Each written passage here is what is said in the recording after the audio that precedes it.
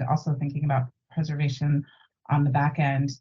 And as we start to share our collections more broadly, we're finding people building things off of it, adding more rich description and layers of meaning, looking at things in a much deeper analysis, visualizing the data in different ways.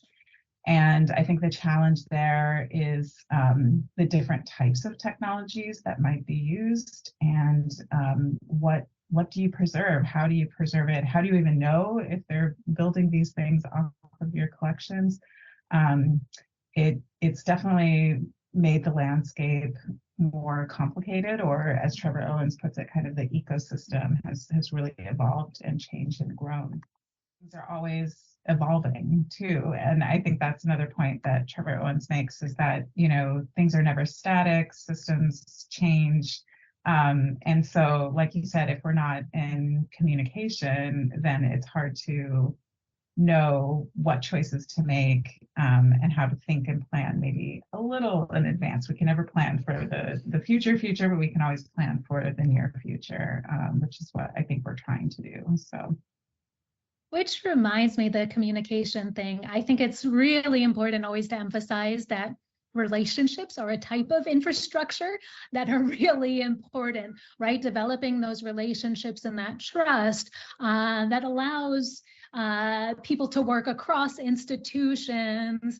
Thinking about these relationships, you know, it's interesting, because I think when we first started to make our digital collections available, we talked about users as like a very broad category, and now that it's been, I think I've been with UCSD for 15 years, so we've had time to grow, and our notion of what users are, I think, has evolved and changed.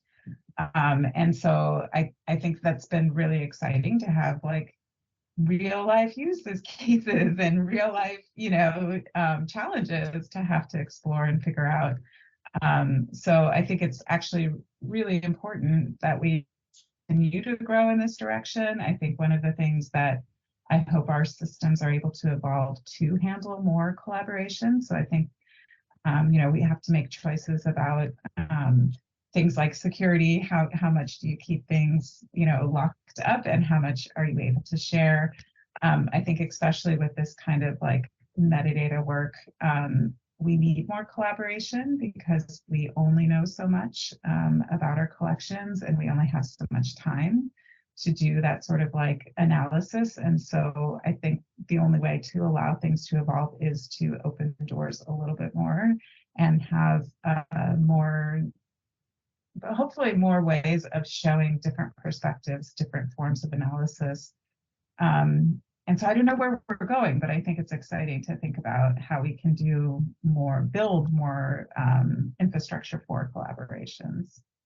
It's constantly sort of an evolving sort of three-way sort of pull back and forth between how we imagine the final project and what we think is the best and most efficient way to both get there and make sure that that final product will actually live beyond a short life cycle. So some of the things that we've had to make really difficult decisions about. Originally, we were really excited to use the software OHMS, which allows you to do really nice time coding with transcriptions that also allows for tagging. And we found over time that there was a sort of very basic technological barrier, that we didn't have sort of the video links in the correct sort of format to work with the system. But then as we thought about it more and more, sort of we also found that it was adding an additional technology or software to our project, which would add sort of additional layers of maintenance. And that again, with IIIF coming down the line, it might not be something that's needed for the long term. So we decided in the end to use sort of the floating window option alongside transcription that would be searchable and time-coded, but that even though the time coding doesn't directly sort of correspond with the video. So we would have sort of all that capacity right now, or all that data that then could be, as the next thing comes down the line, that then could be easily updated without having to move between sort of multiple software environments, with different styles of collecting data. So that was sort of one of the ways we had to go sort of less flashy and sort of high tech than we wanted, but that the more and more we thought about it, the more and more it was a much sort of stronger plan. And there are a number of other things that we found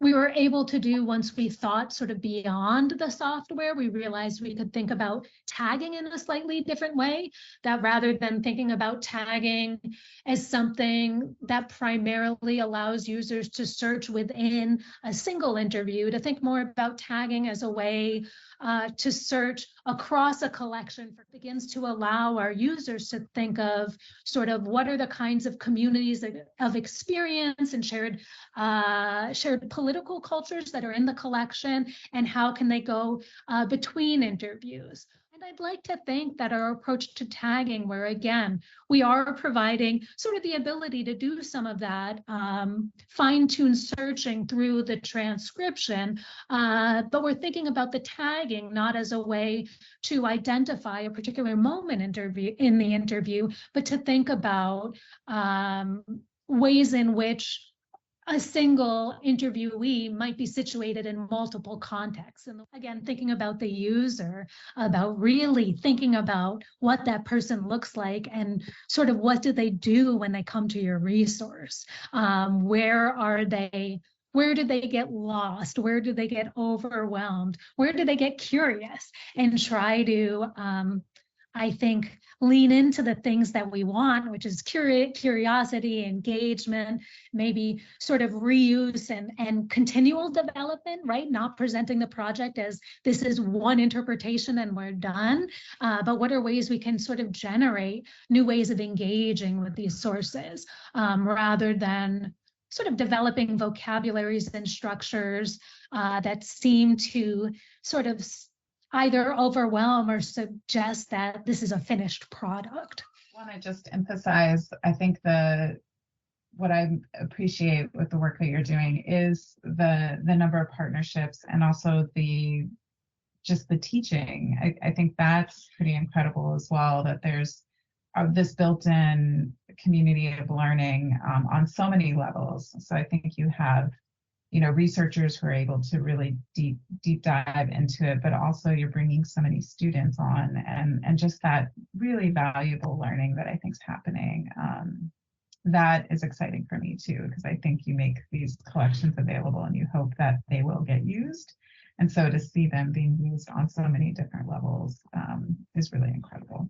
Being part of this project has introduced me to many of the theories, opportunities, and limitations that oral histories can offer for the many different disciplines of the people affiliated with the project, whether that's literature, history, translation studies, or other disciplines.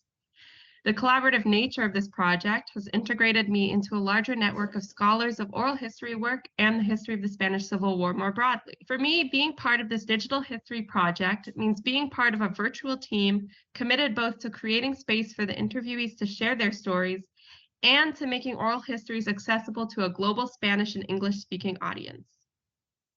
Right, and everyone with a different specialty, right, has been able to really contribute in a long-term development of the project, to be coordinating but not always directing, because there's always somebody who knows more about some aspect of what we're doing on the project, and being able sort of to be open to that expertise and allow everyone to learn from that has been really exciting.